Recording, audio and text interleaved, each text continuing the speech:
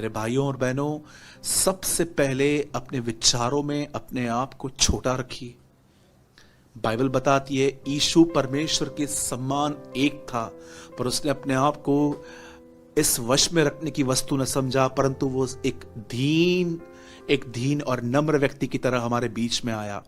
अगर परमेश्वर राजा बन के आता तो भी ये नम्रता थी, पर यीशु इंसान बनकर हमारे बीच में आया। जरा आप सोचिए, आप अपने आप को क्या समझते हैं? क्यों आपको आदर न मिलने पर गुस्सा, तकलीफ और रोना आता है कि मेरा बर्थडे था, मुझसे पूछा नहीं गया, मुझे वेडिंग पे बुलाया गया लेकिन मुझे वैसे इज्जत नहीं मिली जैसे दूसरों को मिली? ये क्या है? ये उम्मीद है। उम्मीद आपको हमेशा ठोकर खिलाएगी। अगर आपको उम्मीद करनी है, भरोसा करना ही है, आप खुदावंद पर कीजिए। मेरे भाइयों और बहनों, आप में से जितने भी ओल्ड 40, 45, 50 के ऊपर मुझे देख रहे हैं, मैं यीशु के नाम में कहता हूं, अपनी औलाद से भी इतनी उम्मीद न करें। मैं विश्वास करता हूं, मेरे जितने भी जो बुजुर्ग मुझे देख रहे हैं, मैं यीशु के नाम से कहता हूं, आपके बुढ़ापे के दिन आपके जवानी के दिनों से अच्छे होंगे, लेकिन उम्मीद न करें, अदरवाइज आप भी उनकी तरह बन जाएंगे जो सुबह शाम उठते बैठते एक ही बात बोलते हैं, मैंने इनके लिए इतना कुछ किया पर इन्होंने मेरे लिए क्या किया। और दूसरी चीज, एक होती है उम्मीद, एक होता है अपने आप को बड़ा समझना, और दूसरी चीज है उम्मीद। अपने आप को छोटा रखिए, हम कुछ भी नहीं हैं। कुकर प्रेशर में से जब भाप बाहर आती है, वो सेकंड्स में दिखती है, सेकंड्स के बाद गुम भी हो जाती है। याकूब में लिखा है, तुम्हारा जीवन है ही क्या, तुम भाप की तरह हो। जरा आपने सोचा, एक बीमारी आई इन दिनों में। क्या ऐसा है इस दुनिया में कि जो बहुत पैसे वाले हैं वो बाहर घूम रहे हैं लेकिन गरीब अंदर बैठे हैं? कोई नहीं है ऐसा, सब अंदर बैठे हैं। कहां गया उनका पैसा? आज उनके पास पैसा तो है, पर वो कुछ खरीद नहीं कर सकते, कुछ भी नहीं कर सकते। मुझे लगता है इस बीमारी से हमें सीखना चाहिए कि जब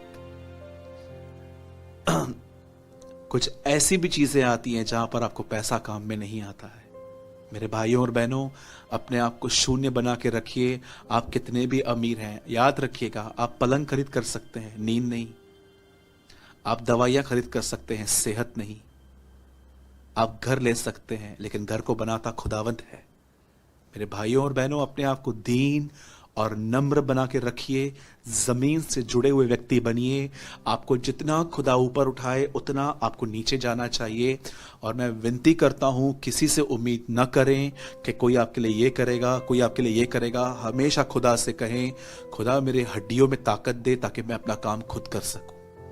किसी से उम्मीद ना करें। यही रीजन होता है लोगों को गुस्सा आता है। और अगर आप अपने गुस्से पर विजयी पाना चाहते हो पूरी तरह से, तो मैं आपको एक चाबी देता हूं। गिलातियों के अंदर आत्मा के फल लिखे गए हैं और उनमें एक फल है संयम, सेल्फ कंट्रोल।